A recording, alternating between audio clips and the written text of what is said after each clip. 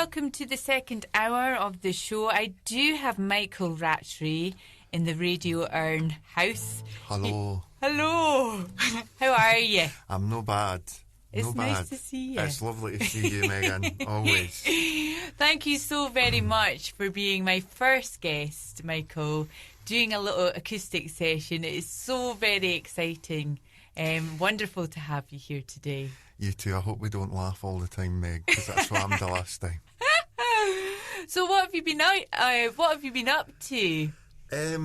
Creatively or mischiefully? Oh, a bit of both. Why no? Well, nothing mischiefully, and been writing songs as usual. So, yeah, I mostly record at home now. So, what am I doing? And during lockdown, I started designing lampshades. Wow. So I've got a wee lampshade shop on Etsy. Brilliant. I do sort of like horror. You know, a lot of people are into cult horrors. Brilliant, yeah. Especially the new ones. So, yeah, I've been doing that. How did you get into that, then? Well, my brother and sister helped me do up my living room. Sorry. I love the tangents. It's so hilarious. And I had a plain lampshade and I thought I'll paint it. And then I turned it on, it looked really bad. Like, because you've seen all the paint. I was like, I wonder how you actually make proper lampshades. And I researched it all. And there's a company that sells kits. And it really helps me. Like, it's really therapeutic. And anything I don't question or analyse is really therapeutic for me. So the lampshades is great. And songwriting keeps me mental. So keeps me a bit mad. So what kind of lampshades? Is it hard to do then? No. It's really simple. And basically I just buy fabrics that I love and put them on my Etsy shop, you know. And I started doing it with paper, you know, because you can make up like a paste. And it sounds terrible, but the end result's amazing. Like, wow. So you can literally put anything on a lampshade, you know. It's just great. So I do like classic scenes from horrors, like Hereditary. I don't want to say any spoilers if nobody's seen it.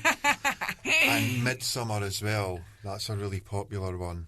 I've sold quite a lot of them. So brilliant. And so on your Etsy shop, how can people go and buy your lamps? My lampshades are it's the Lampshade Lab. I call myself. The Lampshade Lab. Yeah, if you Google that on Etsy.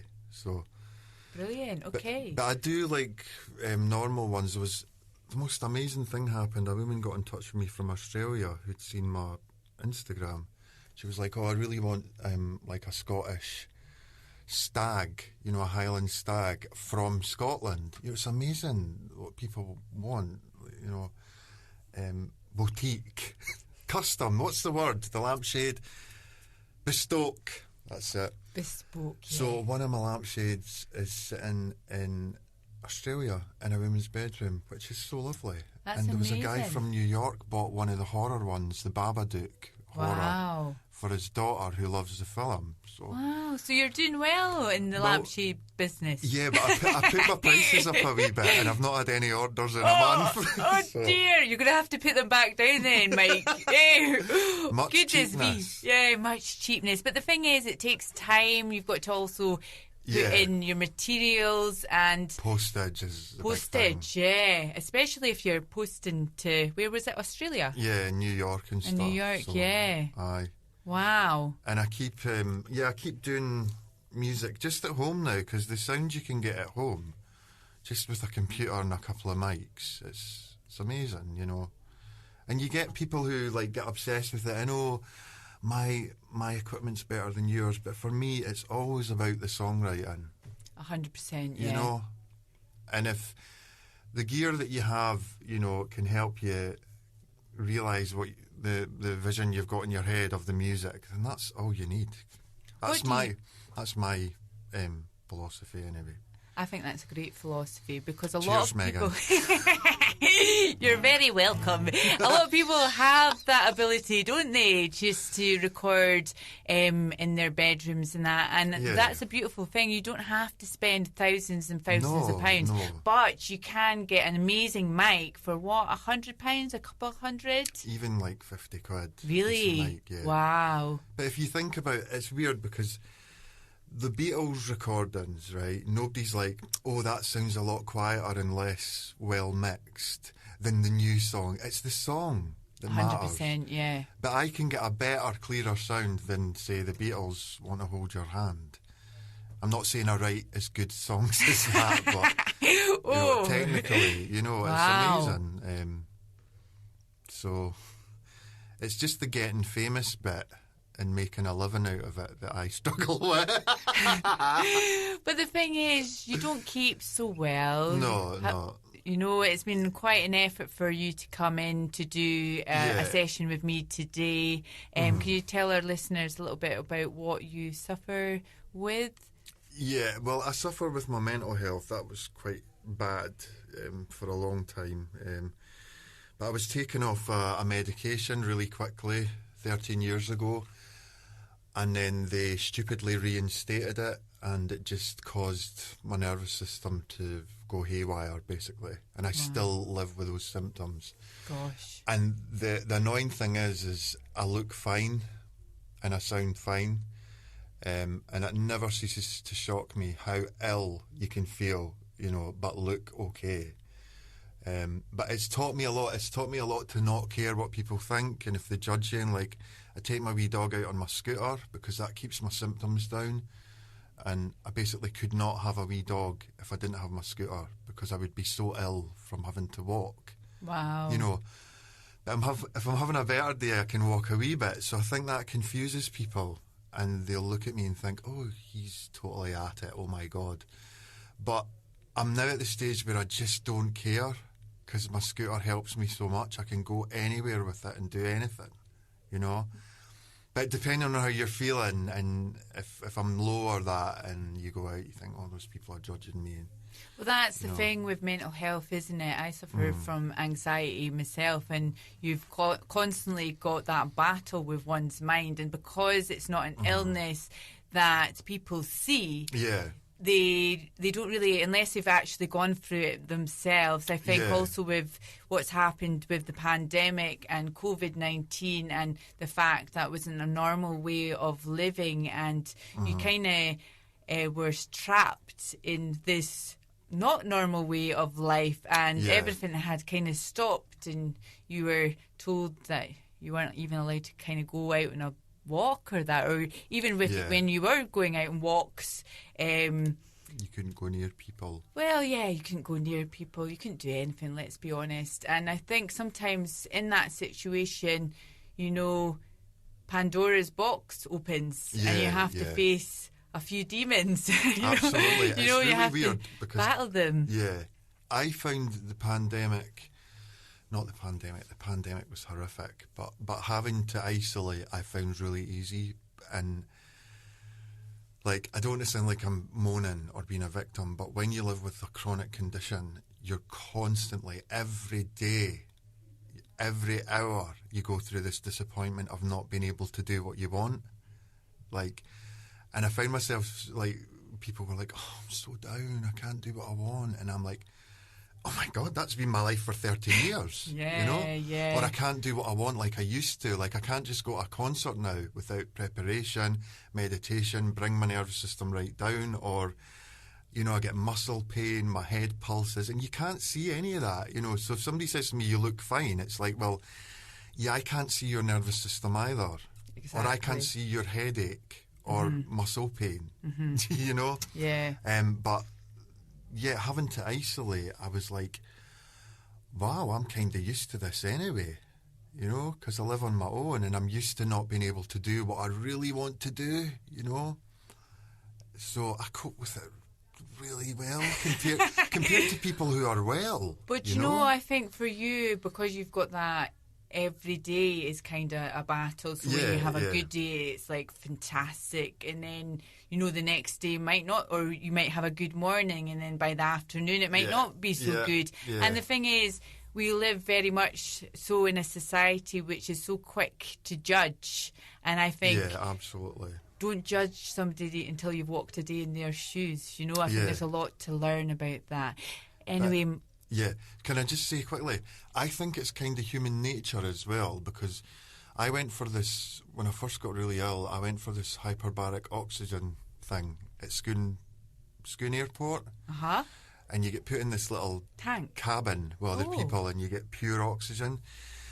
And, you know, there was other people there with, like, ME and fibromyalgia and Lyme, you know. And the first thing I thought when I seen them was, well, they look all right to me. Do you know what I mean? And then I thought, what are you thinking? You know, I think it's human nature as well, you know, definitely. I'm so nervous about playing songs today. But don't be nervous. I'm not feeling quite here today, so... You're here. Yeah. The thing is, if I muck up, we can just start talking again. Do you know what I mean? Because it's so much fun talking. Oh, I know, too much fun.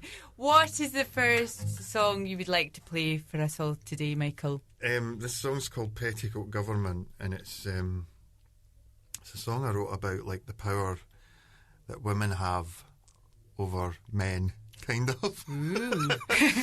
Because, like, if somebody's under the thumb, they'll say, like, oh, they're under petticoat government. Right. That's and interesting. I also feel kind of under the thumb of femininity in my own life in certain ways. So I wrote this song because somebody mentioned it, like, petticoat government, they're under petticoat government. I thought, that's a brilliant phrase, you know. It's a brilliant name for a song and also an album. Aye.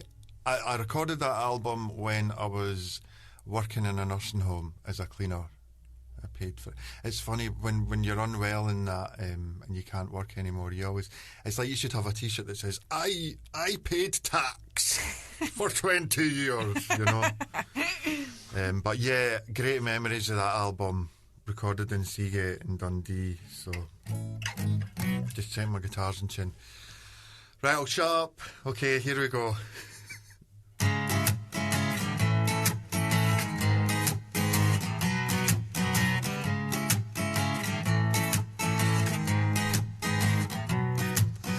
Funny how your lives change with time. Just keep your eyes on the road and drive. You got a lot to explain with alcohol on your brain. You come around here looking for a feed, telling me I'm something that you need. Fall into your bed, wake up with a voice inside your head that says, at the end of the day, she's the one wearing the trousers. And what else can I say? My whole life's been spent living under petticoat government. I'm living under petticoat government. Come on. You expect me to go without? Well, just get your dirty feet off my couch. You're just a log about, stuck to the chair, lazing about. You got me raging from my head down to my feet. I hope that's my lipstick mark upon the sheets. You will never leave under my control. Deep down inside, you know, at the end of the day, she's the one wearing the trousers. And what else can I say? My whole life's been spent living under petticoat government. I'm living under petticoat government. Come on.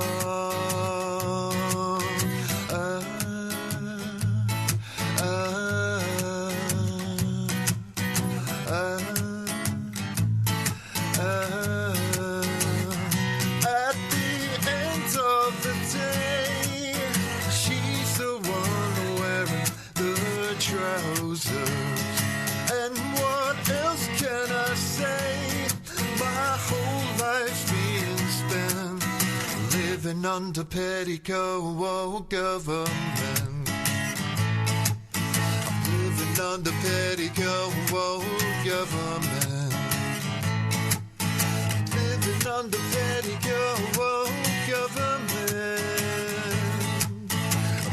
living under petticoat government. Oh, come on, live under petticoat. Absolutely incredible. The very talented Michael Rattray. Cheers, Megan. Radio 1. That was beautiful. Petticoat Government. I absolutely love and adore that album, I've got to admit. Cheers, Meg.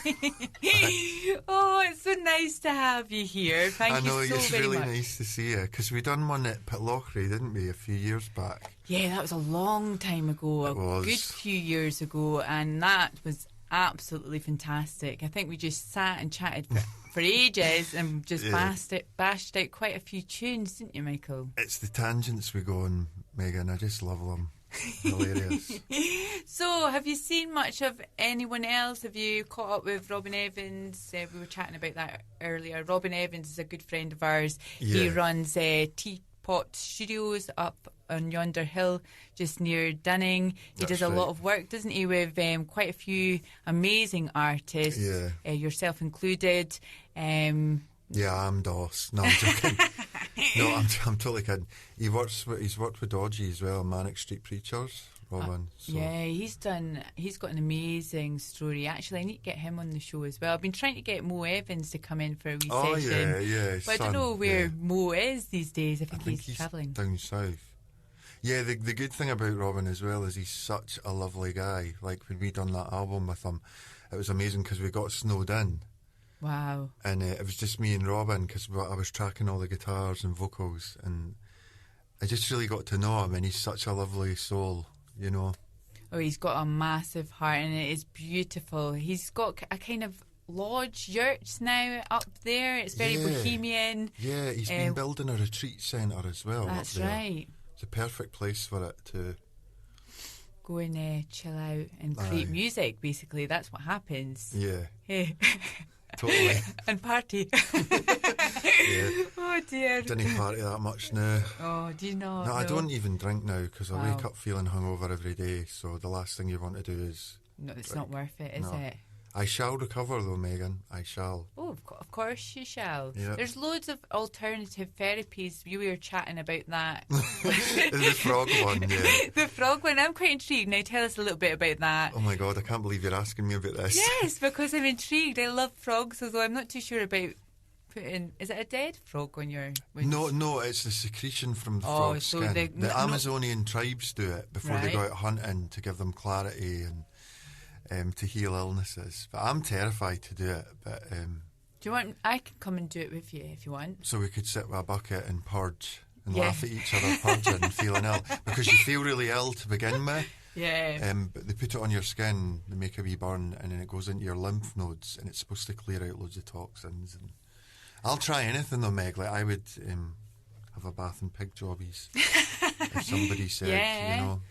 I do meditation as well. Try and do 2 hours a day, which sounds quite hardcore, but if I don't do it, I couldn't do this. You know, it's so bizarre trying to explain it to people. But then I think, well, nobody has to understand. It's fine. You just do what works for you. 100%. It's funny because Duncan Taylor, who co-presents with me on a Thursday, he's very much into meditation. I know he suffers quite a lot with his hearing and just with his immune system as well. And sometimes he can have good days and sometimes he has bad days. He's not very well at the moment. So Duncan, if you're listening, I hope you get better soon, my lovely. Yeah, but do you know what? He'd be right in this conversation today because he's very much a believer in an alternative way to get better, and meditation's one he was trying to explain to me. He says there's actually some incredible programs, I think. I'm not too sure if he said it's on the television or something, and it can help with practicing because it is practicing. It's all about your breathing, isn't it? Yeah, meditation. The thing with meditation is you have to keep it up. Because if I'm doing my 2 hours a day and then I start pushing myself and I'm like, oh my God, I've recovered, this is amazing. But it's because I'm calming my system right down, my nervous system. But as soon as I'm like, I don't have to do it, you know, then the insomniac, I don't speak with that accent all the time. I don't have to do it. As soon as I let it go and I start getting smart, I end up not sleeping, back to walking slow, my cognition slow. So because it's like damage to my nervous system. So if I calm it down, you know, I'm talking physically here, not mentally. If I calm it down, the symptoms go away.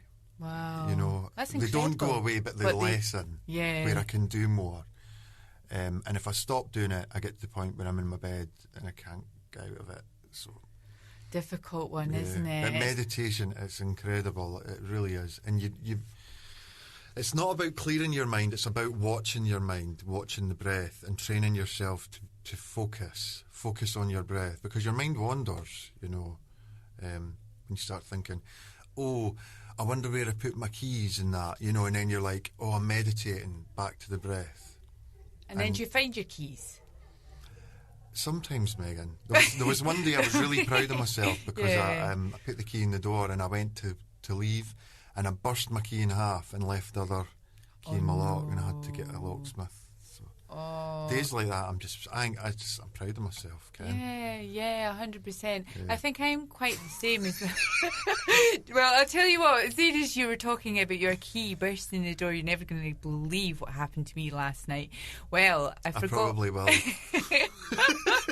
Honestly, you can write it. My mum was like, oh my giddy aunt, Megan, what on earth? Mum and Dad are like that with me as well. You know? Yeah, what on earth? So, I left a pot for, I was making spaghetti meatballs, and I left a pot, a metal pot, and I must have gone off, and I went on a tangent because I was worrying a little bit about today's show, and, you know, panicking and thinking it's been a long time since I've interviewed people, and I do get very nervous, I'm not going to lie. You're brilliant at it though, Megan. I don't know about that. You really are. Well, do you know, and then I forgot about the pot. And then when I came down the stairs, and I swear to God, I couldn't believe what had happened. And I thought, oh, what on earth's going on here? It was like a scene out of The Terminator.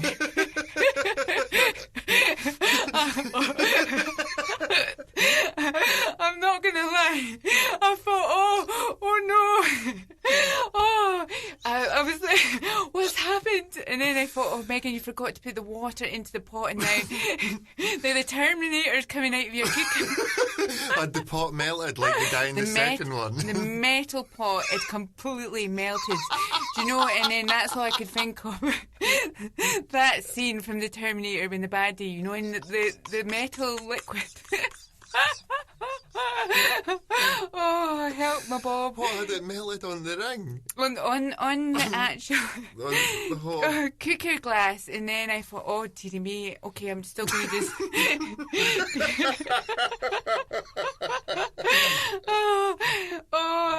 the things that happen, honestly, Michael, but it is funny. You've got to laugh. I think when you've got like a head, like it's like a pack of fireworks, or you know, it's like like that's what I think. That's why we relate to each other so much. 100%. Because I'm trying to do my dishes, and then I'm thinking of like finishing a second verse to a song I started 3 years ago. Yeah. And it's really hard to live like that and focus, you know. 100%. I think when So did you get the hob off? And what ended up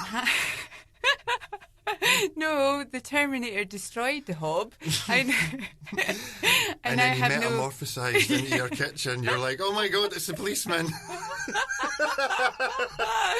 Oh, yes, that is exactly what happened. No, I now have no cooker.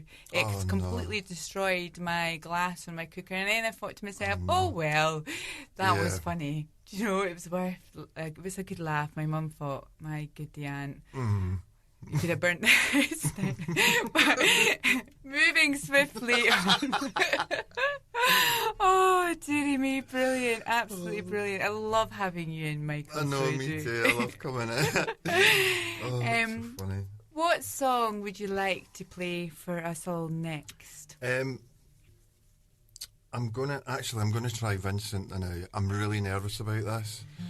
It's taken about 1.5 to 2 years to learn it properly. But it's the Don McLean cover about Vincent van Gogh. But I get like I get really jealous at other musicians. Not jealous, but I'm like, oh, I want to be able to do that. And it was like when I first seen Nirvana on Top of the Pops when I was like 15. I was like, oh, God, I want to be able to do that, you know. Yeah. And I seen Don McLean playing it, and it's such a beautiful song. Like, it just makes me want to collapse and weep. You know, the melody, the chords, the lyrics. It's just a perfectly... I think it's probably my favourite song ever written, you know.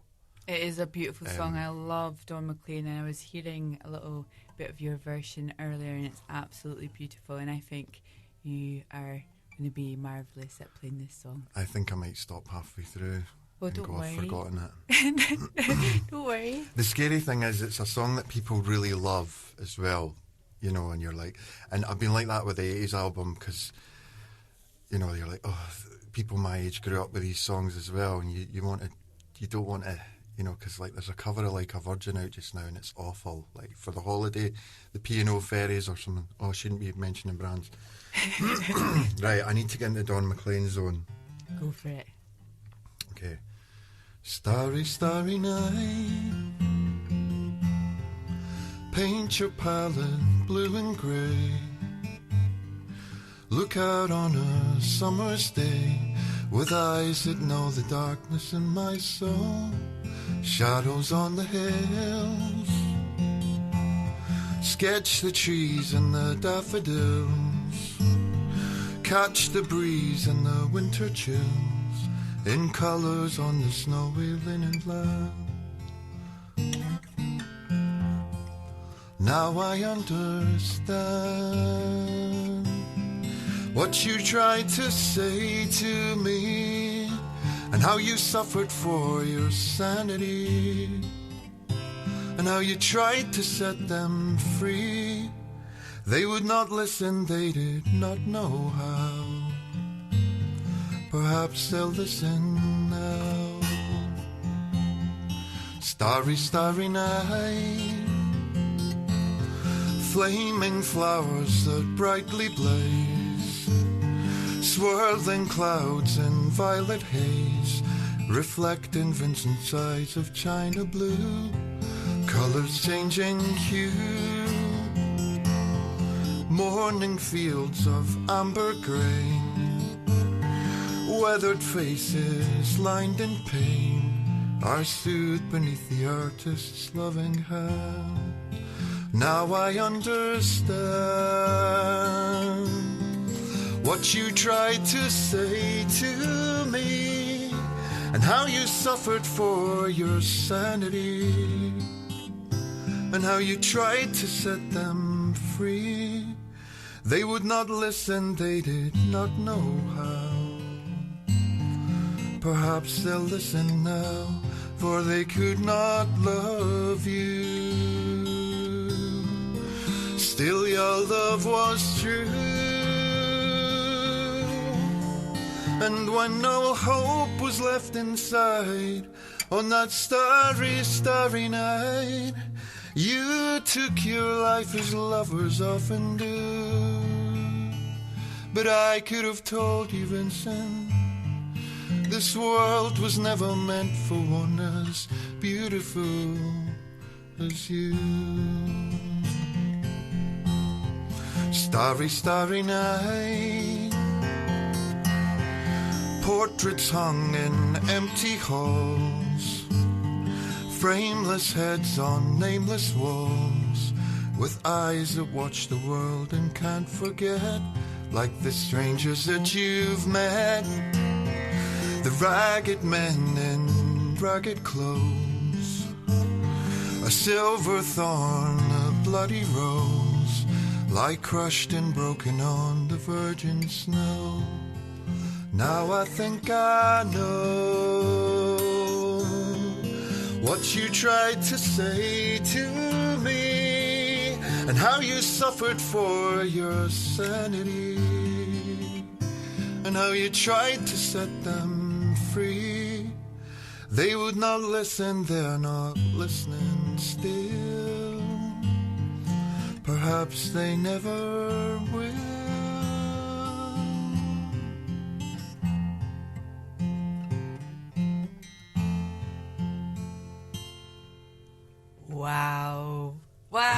that was incredible. Cheers. You nearly had me greeting. Are you okay? That was terrifying.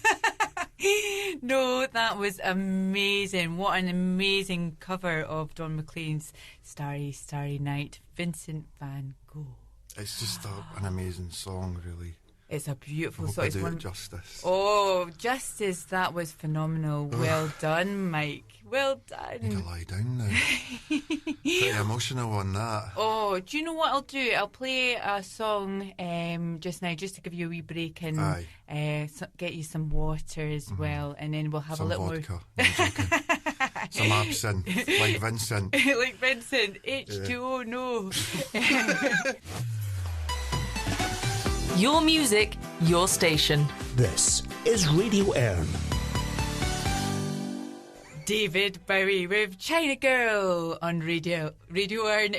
That was a release from 1983. It was funny, I was chatting about David Bowie yesterday, actually, and way back in 1968, I think 1969, he had done a tour, a Scottish tour, and it was when he released Space Oddity. And you know, he did a Scottish tour and barely anybody was at his concert. I know, it's crazy. It's mad, eh? And then he then did another Scottish tour after he'd done like the cool, you know, he had like an alter ego, Ziggy Stardust, and then I think that Scottish tour was a wee bit more successful. But he played in Perth Salutation Hotel. Can you believe that? That's crazy. I remember the Red Hot Chili Peppers played in, I think it was the county somewhere. No way. No, Bianco's. That's going back. Was that it's just off Princess Street. There used to be a nightclub there. They played at Bianco's. Gosh, unbelievable. Hey. It's all to do with context, though, because there's that concert violinist. They done an experiment where they put him in a subway and everyone's just walking past him. And then the next night he's playing with a whole orchestra in a sold-out opera house. It's all... Do you know what I mean? So, like, when David Bowie got bigger, everyone's like, oh, wow, he's amazing, you know. It's weird. It's weird how people kind of view music and how it changes, you know, because I think there's loads of independent artists out there that are unbelievable. Unbelievable. Yeah. And sometimes you think, what on earth is this that they're churning out? Yeah, Do you know what I mean? Like, what is going on here? Is that talent? I'm not too sure about that. Yeah. But, you know, I'm all about independent artists and giving people the chance and opportunity to showcase their music. And I think it certainly needs to happen a lot more. And I think, especially, Mike, with you suffering from health issues and that, it's kind of it's amazing to have a platform like this where you can showcase, you know, the music. Great. I mean, I was just saying to you there, like when we were in the Michael Rattray All Stars, terrible name, lazy name, and we played it to you in the park, and I was like running about screaming, and to go from that to just doing little acoustic things, and you know, it's hard, but it's the way things are now. So to come in here and be asked by you is just amazing. You are and be able to talk about what I do. You know. Very welcome. Now, we're going to have less chit-chat because I'm very conscious of the time. Yeah, totally. It's been so much fun. The time is, of course, 12:51. Welcome to the Mid-Morning Show. I do have the wonderful Michael Rattray in the studio with me. What is the next song you would love to play for everyone, Michael? It's called Clear as Day. Are we going to have time to do the 80s thing? Talk about that? I think so, yeah. You're like that. If you just shut up, man, and stick with the programme. Yeah, this one's called Clear as Day, and it's all about like my camp heroes like Freddie Mercury. And I love the Scissor Sisters, and I was watching Jake Shears on stage, you know, the main guy. And I just thought, my God, I'd do anything to have your energy and flamboyantness, you know. I'm just like a wee guy that looks like a butcher for Bridge of Earn. Do you know what I mean? And Kenny Everett and just all my camp heroes, you know. So I wanted to write a song about that. It's just a vibe that I got, and I wrote this song. So here we go. And this is the one I'll screw up, Meg. No, I don't think so.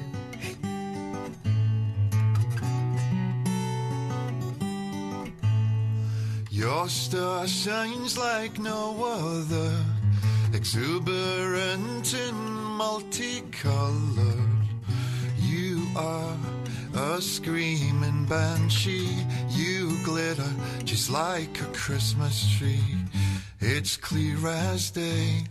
You've got rainbows climbing out your pockets, and we love the way you came out your closet like a rocket. And everybody knows that your savoir-faire just glows. It's clear as day from your head to your toes.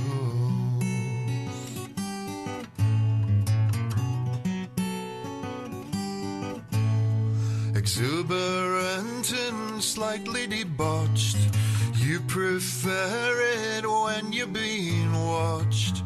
All of the other queens are grey up against your dazzling display. It's clear as day.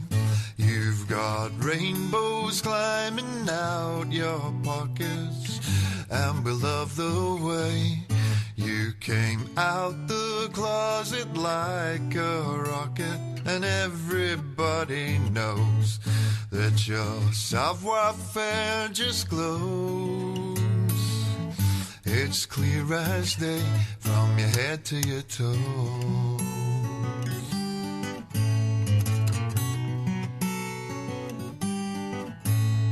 You're such a creature of interest, whom a million eyes have secretly undressed. Exquisite through and through, oh, everybody wants to touch you. It's clear as day.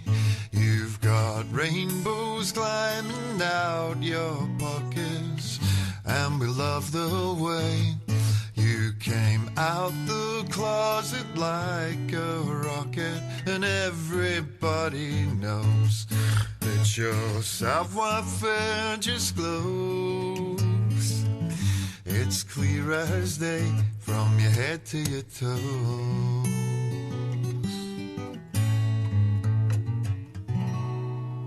Wonderful. Thank you so very much, Michael. That was clear as day. Shortened version. Ooh. Did you hear my nose? I went.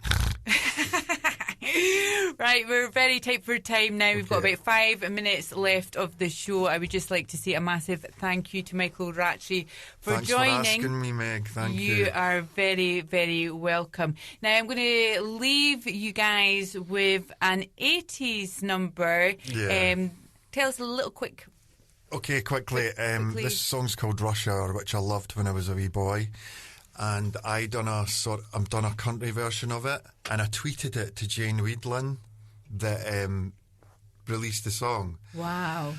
And I was like, Jane, do you like this? I grew up with this song. We do it bluegrass styley. And she tweeted back and wrote wonderful. And that was more amazing than, Peter Raffleson, who also co-wrote it with her, emailed me out the blue and said, look, let's do something with this. I love it. So I ended up signing a licensing deal with them, so they're going to be pitching it to film and TV. I know you look really excited, Meg, but I've got a few songs in libraries and I never get excited. I'll get excited when they phone me and say, there's a country and western comedy that are using it.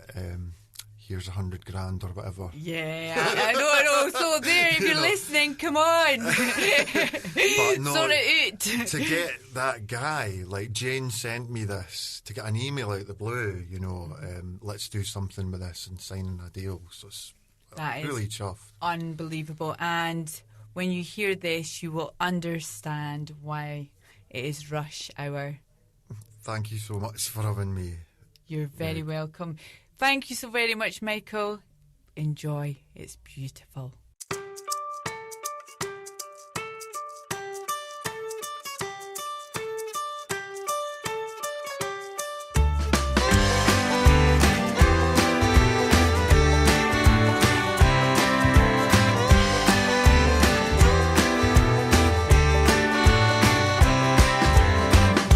Something's coming over me.